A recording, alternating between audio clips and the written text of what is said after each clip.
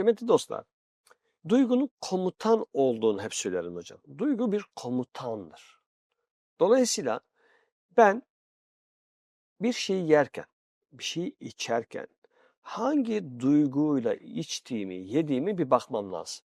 Yani bir suya dua okunmuş. Bir su bir sevgiliden gelmiş. Bir su senin saygı duyduğun birinden geldi. Bir su da nefret ettiğin birinden geldi. Yani bunların tümünün vücuttaki yankıları aynı değildir hocam. Sen kin içindeyken su içiyorsun, kin duygularıyla içiyorsun. Nefret duygularıyla içiyorsun, ihtirasla içiyorsun, korku ile içiyorsun, sevgiyle içiyorsun, aşkla içiyorsun, muhabbetle içiyorsun. Bunların aynı olduğunu söylemek bir hekimlik zafiyetidir. Bu bir hekimlik eksikliğidir. Hekim bir parasempatik sistemin, bir sempatik sistemin, bir adrenerjik sistemin, bir serotoninerjik yapının, dopaminerjik yapının nasıl aktif olduğunu bilmeli. Öğrendiği fizyolojinin ona bu bilgiyi anlamaya yetmeli. Yani ya ben bu suya dua okunmuş ve bunun bana faydası olacağını duyduğunda böyle tiye almak plasebo'nun ne olduğunu bilmemektir. Plasebo ilaç gücüne dönüşebilecek bir gerçekliği vardır. İnsanların iyi hal duygularına ihtiyacı var hocam. Yaşlanmanın patofizyolojisinin ana konusu duygudaki yönetimsizliktir. Duyguyu yönetememe becerisi. Orada beceriksizlik yüzünden yani insanlar bir olay karşısında korkunç yıkılabilir. Duygu yıkıcı olabilir ki bunu bir koyun deneyiyle yapıyor İbn Sina. Bildiğiniz iki kafese birer tane koyun koyuyor. Birinin karşısına kurt koyuyor. O da kafeste. Öbürünün karşısında yok. İkisine aynı yemi veriyor. Kurdu gören kuzunun ömrü çok daha kısa, çok daha hızlı yaşlanıyor. Bize her şeyi anlatıyor değil mi hocam? Aynı şeyi yediler bunlar. Aynı şeyi yiyor olmak onların ömrünü aynı yapmadı. Gördükleri şey onları değiştirdi. Dolayısıyla duygunun komutan olduğu gerçeğini burada ben neyin huzurunda bu suyu içiyorum? Ben kimin suyunu içiyorum? Duygusu senin suyudan alacağın katkıyı bambaşka bir yöne çekebilir. Bununla ilgili bir papaz hikayesiyle de şey yapayım hocam sözünüzü unutturmayayım. Bir papaz ölüm cezası alır. Bu Avrupa kaynaklarında anlatılan bir hikaye. Ölüm cezası alır. Aldığı cezayı uygulayacak ama bir papazı idam etmek toplumdan birazcık tepki alacak. Vezirler der ki biz bunu hapishanede zehirleyelim. Doğasıyla öldü diyelim. Dosyayı kapatalım. Papazın bu ölümünü onaylar kral. Fakat verilen o kötü zehir papaza zarar vermez.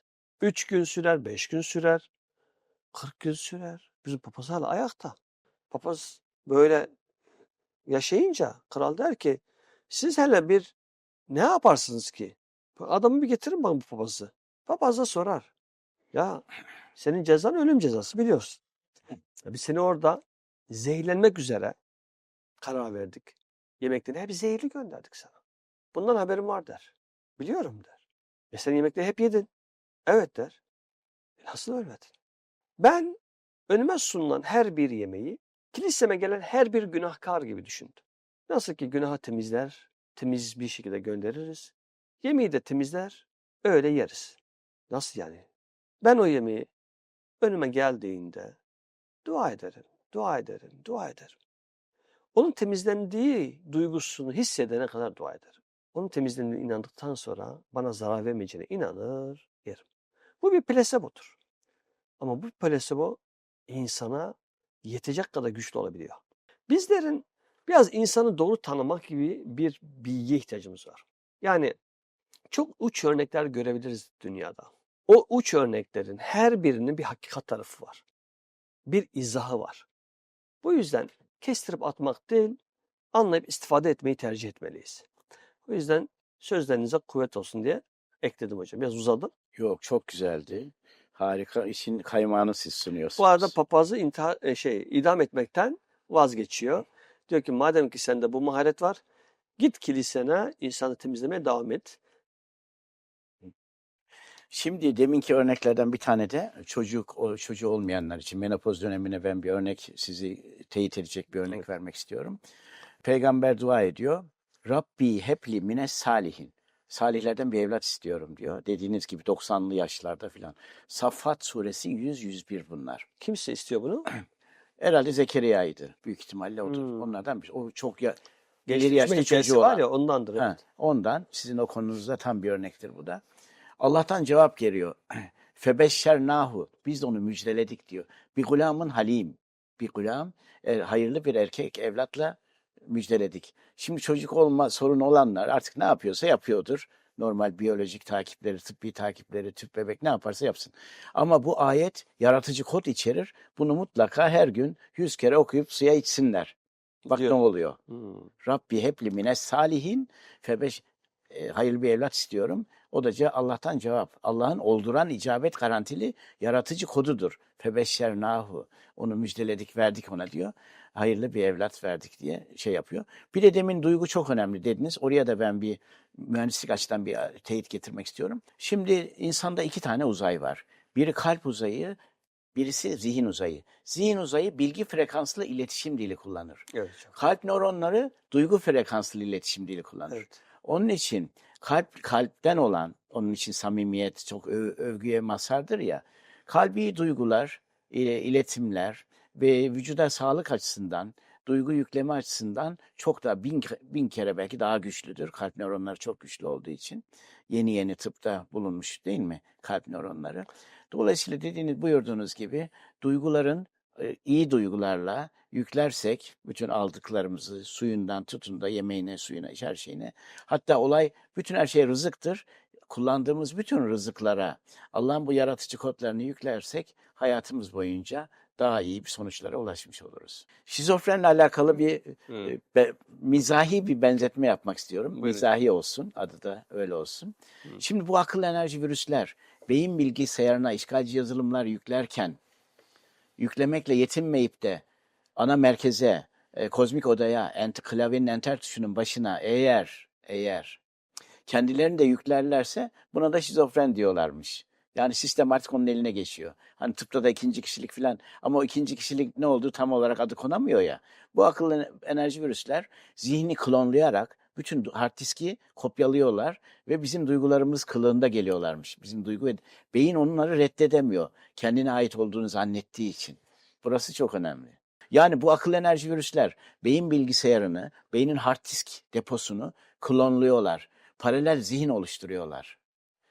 Ve beyin nasıl aldatılıyor bu sefer içeriye? Hani paralel devlet hikayeleri vardı ya Evet. geçmiş zamanda. Aynı onun gibi paralel bir zihin, beyin o duyguyu kendine ait zannederse. Bipolar dediğimiz tanım vardır. O da bipolarda da kişi duygu halini sürekli değişkenleştirir. Yani bir gün mutlu, bir gün mutsuz, bir gün aslında yani o duygu geçişlerindeki Buna bir örnek verebilir miyim? anlamsız kopuşlar. 2-3 dakika sürer, Buyurun vaktiniz hocam. varsa. Şimdi bir terapi örneği olsun. Terapistlerimize bu mühendislik açıdan bir yaklaşım olmuş gibi olsun. Şimdi terapistlerimiz sağ olsunlar konuşturuyorlar, anlattırıyorlar. İşte Evet. neyin var, neyin yok falan filan. Çok tanık da oldum. Gittim izledim ne yapıyor bu dostlarımız diye. Şimdi neyin var anlatıyor. Korkum var diyor danışan. Korkum var. Şimdi ben bu korkum vara şöyle bir farklı bir bakış açısı geliştirsem. Farklı bir perspektiften baksam. Neyin var diye soruyorum. Hocam siz de danışan olmuş olun. Olur mu? Müsaade Evet. ederseniz. Korkum varı diyeceksiniz sadece. Hı. Gerisine hiç karışmıyoruz. Orası onların işleri. Sayın hocam neyiniz var? Bana geldiniz bir sorunlarınız. Korkum var. Neyiniz var? Korkum var. Bir daha söyleyin. Korkum var. Bir daha söyleyin. Korkum Bu var. kimin? Benim korkum. Benim. Yeterli. Korkum vardaki ikinci kelimeyi çöpe atalım. Kalanını söyleyelim.